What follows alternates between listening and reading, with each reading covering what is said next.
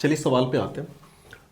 Horizontal rod mounted on axis O dash, ये कोई axis है और एक हॉरिजॉन्टल रॉड ऐसे माउंटेड है और मास यहाँ पे स्लीव का m दे रखा है, attach to a point P। Spring के जरिए एक पॉइंट P से अटैच्ड है। स्प्रिंग कांस्टेंट K गिवन है, जो इसकी लंबाई है नेचुरल लेंथ वो L नॉट के बराबर गिवन है। Find the work done required in rotating the rod and attaining an angular speed omega. ठीक है, कह रहा है कि इसको रोटेट करके, रोटेट करने के बाद ओमेगा एंगुलर वेलोसिटी अटेन कर ले तो बताओ कितना वर्क डन किया गया होगा। ठीक है, अब हम क्या कर रहे हैं कि ये तो शुरू का सीन है, अभी ये रोटेट नहीं कर रहा, तब का सब कुछ दिख रहा है। ये ओमेगा एंगुलर वेलोसिटी रोटेट कर ले रही है, तब का डायग्राम हम यहाँ पे बनाते हैं। तो सबसे पहले तो हमें वही दिखाना पड़ेगा, आपका जो वर्टिकल रॉड है, तो ये हो गई हमारी वर्टिकल रॉड। ठीक है, ये ऐसे है, साथ ही साथ यहाँ पे ऐसे है कुछ।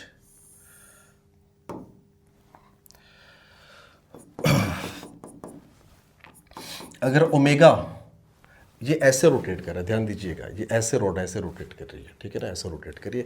ये जो ओ डैश है ना, ये वर्टिकल एक्सिस है, ओ डैश। ये पॉइंट आपका P है।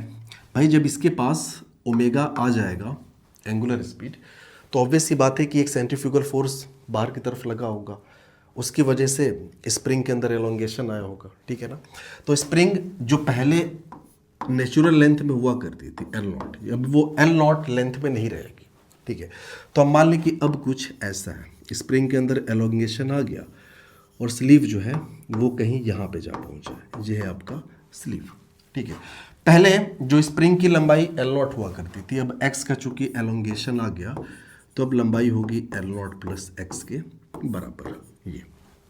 ठीक है ना, क्योंकि x का एक्सटेंशन आया।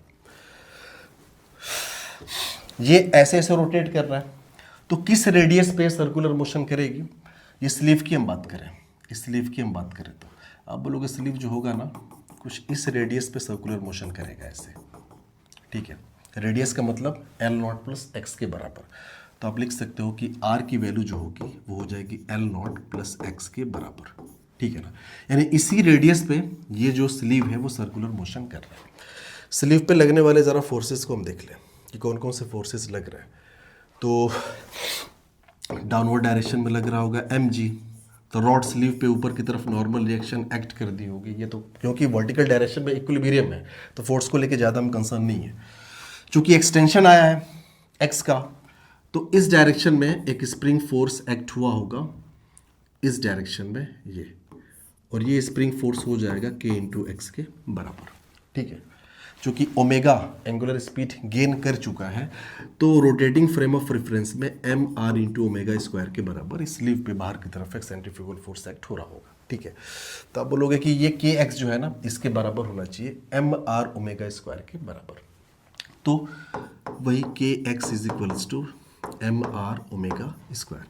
आर की वैल्यू क्या है? एल नॉट प्लस एक्स के बराबर है, इस आर की जगह पर रख दे, ये हो गया K X is equals to M और ये एल नॉट प्लस एक्स और ये हो गया ओमेगा स्क्वायर। ठीक है, तो ब्रैकेट को ब्रेक करते हैं, so K times X equals to M L not omega square plus M X omega square. इसको इधर करो तो पहले से के एक्स है minus M X omega square equals to M L not omega square. तो x अगर हम कॉमन कर लें so in bracket k minus M omega square equals to M L not omega square. तो यहाँ से x हम लोग फाइनली कैलकुलेट कर चुके कितने का एलोंगेशन हुआ है। So x is equals to M L not omega square divided by ये हो जाएगा k minus M omega square. ठीक है ना, यानी कि ओमेगा एंगुलर स्पीड ये जब स्लीव अटेन करेगी ये, उस केस में स्प्रिंग के अंदर इतना एलोंगेशन हुआ है। सवाल में पूछा है कि बताओ इस प्रोसेस में कितना वर्क डन हुआ है। ठीक है, डायरेक्टली वर्क डन तो आप निकाल नहीं पाओगे, लेकिन हाँ एक चीज़ आप बता सकते हो कि शुरू में सब कुछ रेस्ट पे था, कुछ भी एनर्जी नहीं थी सिस्टम के पास, लेकिन अब क्या है कि स्प्रिंग में एक्सटेंशन भी है एक्स का, यानी स्प्रिंग पोटेंशियल एनर्जी भी आ गई। दूसरी इसके पास स्पीड भी है, मतलब काइनेटिक एनर्जी भी आ गई। मतलब जितना एनर्जी इस पूरे सिस्टम ने गेन किया है ना उतना ही वर्क डन हुआ होगा इसके ऊपर। बस यही कॉन्सेप्ट है हमारा।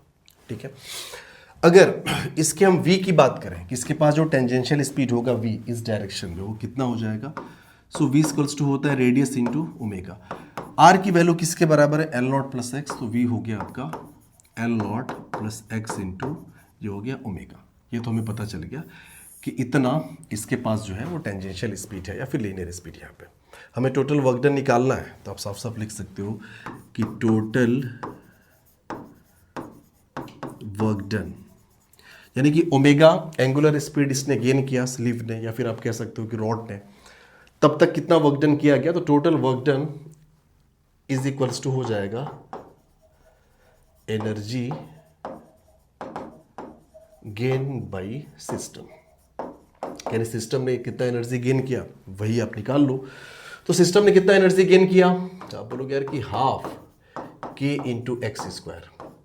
ये तो स्प्रिंग पोटेंशियल एनर्जी आई है, पहले नहीं थी अब आ गई, तो ये plus half M into V square, ठीक है ना।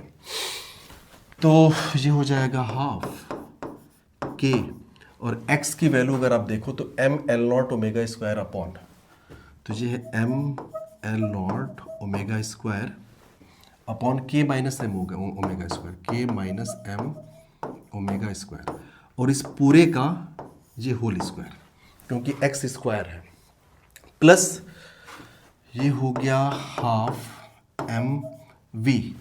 सो V equals to R into omega, और आर की वैल्यू आप ध्यान से देखोगे तो ये आपका एल नॉट प्लस एक्स है इंटू ओमेगा, तो ये हो जाएगा L naught plus x into omega, और इसका क्या है तो स्क्वायर है, ठीक है ना, v का स्क्वायर है ना, तो इसका स्क्वायर हो जाएगा।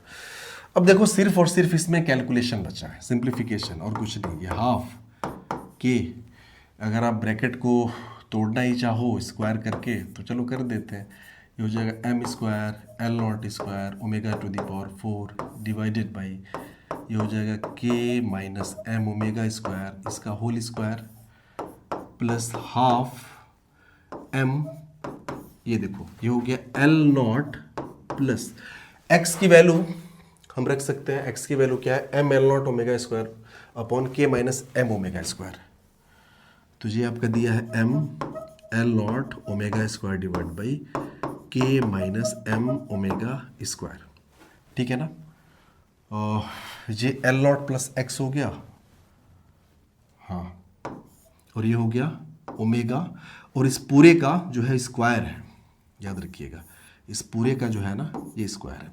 अब देखो इसमें जो जो हमारे पास डाटा शुरू में गिवन था, क्या क्या हमें गिवन था, हमें स्प्रिंग कांस्टेंट दिया हुआ था, हमें मास दिया हुआ है स्लिप का, हमें स्प्रिंग की नेचुरल लेंथ गिवन है, और ये भी बोला था कि आप वर्क डन तब तक का बताओ जब ये स्लीव जो है वो ओमेगा एंगुलर स्पीड को गेन कर ले रही है, ठीक है।